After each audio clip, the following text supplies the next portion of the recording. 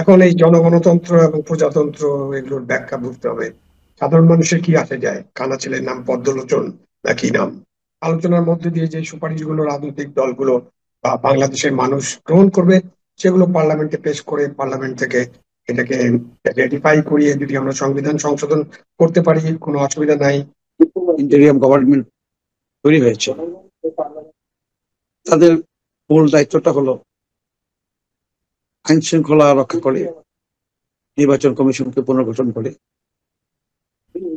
যত তাড়াতাড়ি সম্ভব নির্বাচন দেওয়া, সংবিধান সংশোধন করা, পরিবর্তন করা, পরিবর্তন করা, নির্বাচন করা। নির্বাচিত সরকার ছাড়া আমার জানা নাই সেটা করা যায়। আমরা যেটি দেখলাম, গণপ্রজাতন্ত্রী বাংলাদেশ পরিবর্তন করে জনগণতন্ত্রী বাংলাদেশ করার সুপারিশ করেছে সংবিধান সংস্কার কমিশন।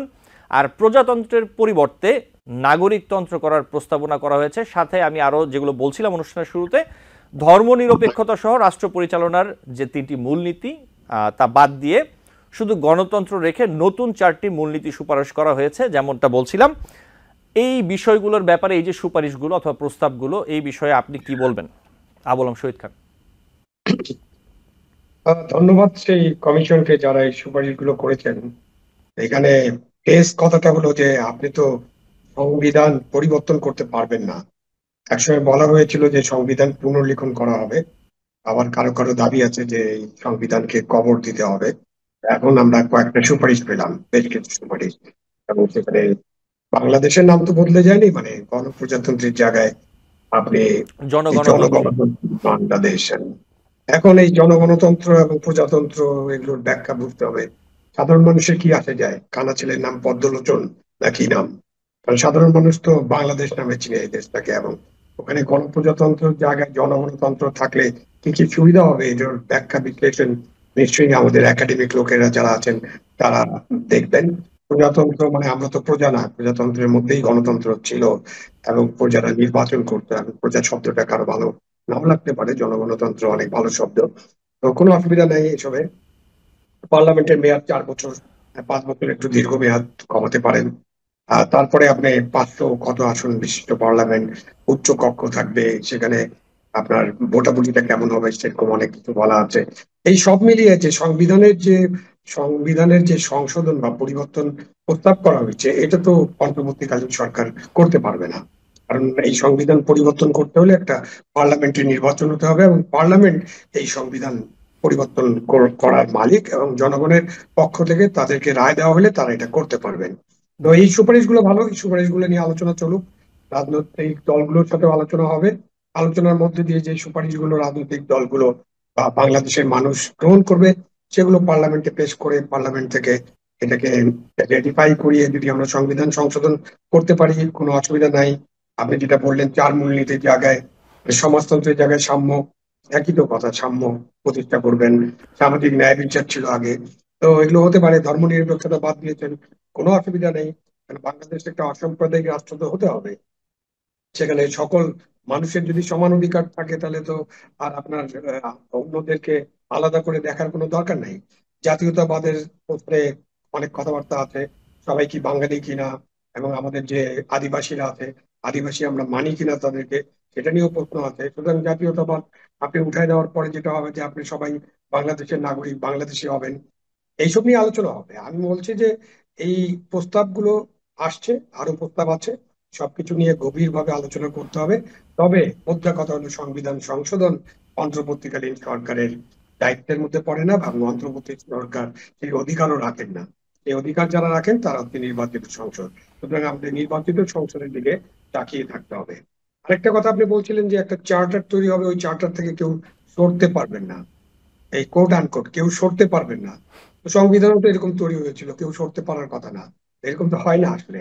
আমরা আমাদের জাতির প্রয়োজনে, নাগরিকদের প্রয়োজনে, হ্যাঁ, সামনে আধুনিক রাষ্ট্র গড়ার প্রয়োজনে, আধুনিক গণতান্ত্রিক রাষ্ট্র করার জন্য আমাদের আবার এখান থেকে আরো উন্নত বিষয়গুলো আসতে পারে, যেগুলো আমাদেরকে গ্রহণ করতে হতে পারে। সুতরাং সেই চার্টার থেকে ইমিডিয়েটলি সরতে পারবেন না এরকম একটা বলা যেতে পারে, কিন্তু কেউ সরে যেতে পারবেন না এটা বলাটা কতটুকু যুক্তিযুক্ত সেটা বিবেচনা করতে হবে। এবং আমি সরলাম না এরকম একটা কথা বললাম, তারপরে সরে গেলাম, তখন আপনি কি করবেন? কারণ আমরা তো 3 জোটের রূপরেখা ছিল, 71-এর মুক্তিযুদ্ধের একটা স্বপ্ন ছিল। তো সেগুলো থেকে তো যারা শাসন করেছেন তারা অনেক দূরে সরে গিয়েছিলেন। আমাদের স্বপ্ন তো পূরণ হয়নি, স্বপ্ন ফিকে হয়ে গেছে, স্বপ্ন বাস্তবায়িত হয়নি। সেই জন্য তো 24-এর গণ অভ্যুত্থান, এই যে সাম্যের কথা বলা হচ্ছে, বৈষম্যহীনতার কথা বলা হচ্ছে, এগুলো সবই তো আমাদের মুক্তিযুদ্ধ, আমাদের যে যত গণ আন্দোলন, গণ অভ্যুত্থান, 90-এর গণ অভ্যুত্থান, 3 জোটের রূপরেখা, সবকিছু মিলিয়ে তো এটা আছে। তো আমাদেরকে সামনের দিকে তাকিয়ে দেখতে হবে যে আমরা কিছু হয়তো গ্রহণ করবো, কি গ্রহণ করতে পারি, কতটুকু রাজনৈতিক বন্দোবস্ত, রাজনৈতিক নেতৃবৃন্দ গ্রহণ করবেন। একটা ঐক্যমতের দরকার আছে, ঐক্যমত ছাড়া তো কিছু করতে পারবো না আমরা। আপনি নিশ্চয়ই দেখেছেন যে আজকে 4টি সংস্কার কমিশন তাদের প্রতিবেদন জমা দিয়েছে এবং সেখানে গণপ্রজাতন্ত্রী বাংলাদেশ পরিবর্তন করে জনগণতন্ত্রী বাংলাদেশ করার সুপারিশ করেছে সংবিধান সংস্কার কমিশন। সাথে একটু যোগ করি, ধর্মনিরপেক্ষতা সহ যে বাংলাদেশের রাষ্ট্র পরিচালনার 3টি মূলনীতি তারা বাদ দিতে বলেছেন। 4টির মধ্যে 3টি বাদ দিতে বলেছেন, গণতন্ত্র থাকবে, এটি বহাল আছে। এর সাথে নতুন 4টি মূলনীতি সুপারিশ করা হয়েছে এবং এর মধ্যে হচ্ছিল সাম্য, মানবিক মর্যাদা, সামাজিক সুবিচার, বহুত্ববাদ, এই বিষয়গুলো রয়েছে। এই ব্যাপারে আপনি কি বলবেন? ধন্যবাদ আপনাকে, ধন্যবাদ সহ আলোচক জনাব আলহামদুলিল্লাহ শহীদ খান সাহেবকে এবং যারা দেখছেন সবাইকে। বাংলাদেশ একটি গণতান্ত্রিক দেশ এবং গণতান্ত্রিক এই ব্যবস্থার মধ্য দিয়ে বাংলাদেশ স্বাধীনতার পর থেকে এগিয়ে যাবার কথা এবং কখনো কখনো এগিয়ে গেছে। কখনো কখনো গণতন্ত্র ব্যাহত হয়েছে, কিন্তু গণতন্ত্র ব্যর্থ হইতে দেয় নাই দেশের জনগণ। কারণ এই দেশ মুক্তিযুদ্ধ অর্জিত, দেশের মানুষ যুদ্ধ করে দেশ স্বাধীন করেছে। সেই জন্য এই অর্জিত এই স্বাধীনতাকে আমাদের এই মানুষ বিপন্ন হতে কখনো দেয় নাই এবং দিবে না। আজকে আপনি জানেন যে দীর্ঘ 15 বছর, সর্বোপরি 17 বছর গণতান্ত্রিক সংগ্রাম, রক্তক্ষয়ী সংগ্রাম এবং নিরাপত্তাহীন ভাবে স্বাধীন বাংলাদেশে রাজনৈতিক আন্দোলনের মধ্য দিয়ে সর্বশেষ গত 5ই আগস্ট ছাত্র গণ অভ্যুত্থানের মধ্য দিয়ে বৈষম্য বিরোধী আন্দোলন একসাথে যুগপৎ হয়ে ফ্যাসিস্ট এবং রেজিম সরকারের পতন হয়েছে।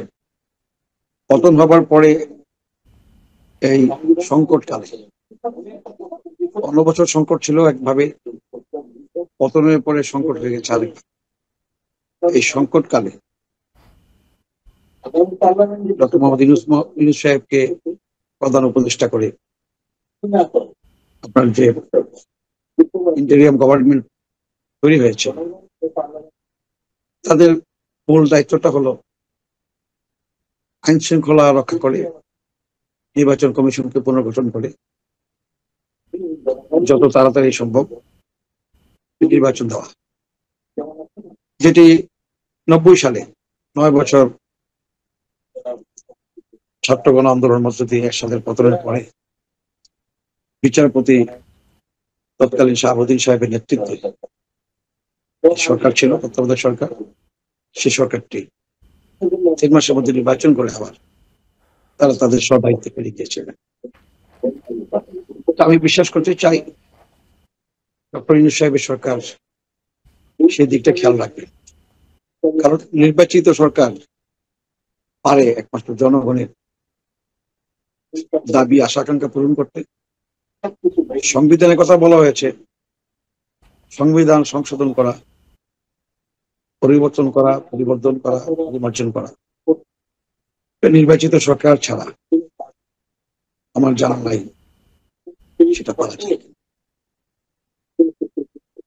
সুষ্ঠু অবাধ নির্বাচনের জন্য সংবিধানের 118 থেকে 119, 120, 121, 122, 123, 124, 25 এবং 26 পর্যন্ত নানা রকমের ক্ষমতা নির্বাচন কমিশনকে দেওয়া আছে এই অনুচ্ছেদ। কিভাবে নির্বাচন হলে নির্বাচন সুষ্ঠু হবে, কোন পদ্ধতিতে নির্বাচন হলে সকল রাজনৈতিক দল নির্বাচন অংশগ্রহণ করবে, কোন ধরনের নির্বাচন হলে জনগণের বিশ্বাস আস্থা প্রতিষ্ঠা হবে, কিরকম নির্বাচন হলে এবং ফলাফল হলে জনগণ মেনে নেবে, এই সকল সমস্ত ইয়াগুলো অনুচ্ছেদ হলো এবং ক্ষমতাগুলো নির্বাচন কমিশনকে দেওয়া আছে। কিন্তু আপনি ভালো করেই জানেন বিগত দিনগুলোতে দলীয় সরকারের অধীনে নির্বাচন হওয়ার কারণে এবং সংবিধান থেকে তত্ত্বাবধায়ক সরকার বাতিল করার কারণে নির্বাচনে সংকট হয়েছে এবং রাজনৈতিক সংকট হয়েছে। আজকে আমরা আর এদিকে ফিরে যেতে চাই না। আমরা আগামী দিনে বাংলাদেশকে একটি নিরাপদ, গুমখুর মুক্ত, শোষণ মুক্ত একটা সমাজ ব্যবস্থা, বৈষম্যহীন একটা রাষ্ট্র ব্যবস্থা প্রতিষ্ঠা করতে চাই। তো জানেন বিএনপি 31 দফা রাষ্ট্র মেরামতের যে সংস্কার, সেই সংস্কারের ব্যাপারে আমরা ইতিমধ্যেই আরো অনেক আগে থেকে আমরা সকল শ্রেণীর পেশার মানুষকে নিয়ে, শিক্ষক, বুদ্ধিজীবী, আইনজীবী, শিল্পী, সাহিত্যিক, সাংবাদিক, সবাইকে নিয়ে আমরা নানান ভাবে সেমিনার, সিম্পোজিয়াম, লিফলেট, প্রচার, গ্রামে, জেলায়, উপজেলায়, বিভাগে আমরা প্রোগ্রাম করে যাচ্ছি এবং জনমত গঠন করেছি। এবং আজকে সরকার যে কথাগুলো তুলেছে এবং গভর্নমেন্ট, এগুলো কিন্তু আমাদের রাষ্ট্র মেরামতের মধ্যে অনেকগুলি আছে, কিছু কিছু সাংঘর্ষিক আছে। তো এখানে আমি বলবো যে এটা নির্বাচিত সরকারের কাজ। এটা অনির্বাচিত সরকারের এত এজেন্ডা নিলে আমার মনে হয় না যে খুব বেশি সফল হওয়া যায়।